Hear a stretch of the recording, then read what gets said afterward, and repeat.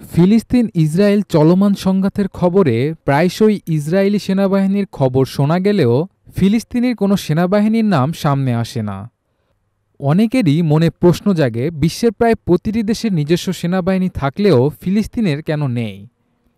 আসলে একসময় ফিলিস্তিনেরও একটি শক্তিশালী সামরিক বাহিনী ছিল, কিন্তু ১৯৯৩ সালের ঐতিহাসিক অসলো শান্তি চুক্তির পর সে অবস্থার নাটকীয় পরিবর্তন ঘটে।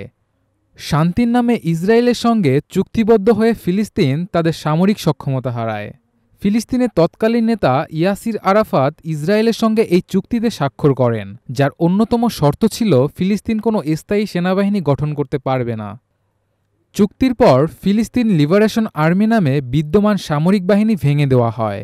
এমনকি ভবিষ্যতে অভ্যন্তরীণ নিরাপত্তার জন্য যদি কোনো বাহিনী গঠিত হয়, তার অস্ত্র, সংখ্যা এবং কার্যক্রমের ওপর ইসরায়েল কঠোর নিয়ন্ত্রণ আরোপের অধিকার পায়। ফিলিস্তিনের পুলিশ বাহিনীতেও নিয়োগ, পদোন্নতি ও কার্যক্রমের ব্যাপারে ইসরায়েল সুস্পষ্ট হস্তক্ষেপের সুযোগ পায়। ফলে বর্তমানে ফিলিস্তিনের নিজস্ব প্রতিরক্ষা ব্যবস্থা বলতে কিছুই নেই। সামরিক বাহিনীর পরিবর্তে হামাস, ইসলামিক জিহাদসহ কিছু সশস্ত্র সংগঠনে ইসরায়েলের বিরুদ্ধে প্রতিরোধ চালিয়ে যাচ্ছে। তবে এগুলো কোনো রাষ্ট্রীয় বা কেন্দ্রীয় বাহিনী নয়, বরং বিচ্ছিন্ন সশস্ত্র গোষ্ঠী। বিশ্লেষকদের মতে ১৯৯৩ সালের চুক্তির পর থেকেই ফিলিস্তিন একটি অস্ত্রহীন এবং দুর্বল রাষ্ট্রে পরিণত হয়েছে। গাজা উপকূলে ফিলিস্তিনের সীমিত নৌ সক্ষমতাও ইসরায়েলের নজরদারির আওতায় পরিচালিত হয়।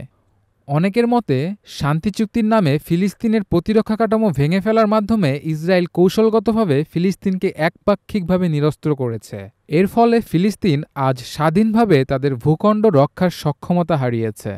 বর্তমানে ফিলিস্তিন চাইলেও আন্তর্জাতিক চুক্তির বাঁধনে আবদ্ধ থাকার কারণে পূর্ণাঙ্গ সেনাবাহিনী গঠন করতে পারছে না, আর ইসরায়েল এই সুযোগকে কাজে লাগিয়ে দখলদার নীতিকে আরও জোরদার করেছে বলে মনে করছেন আন্তর্জাতিক বিশ্লেষকরা।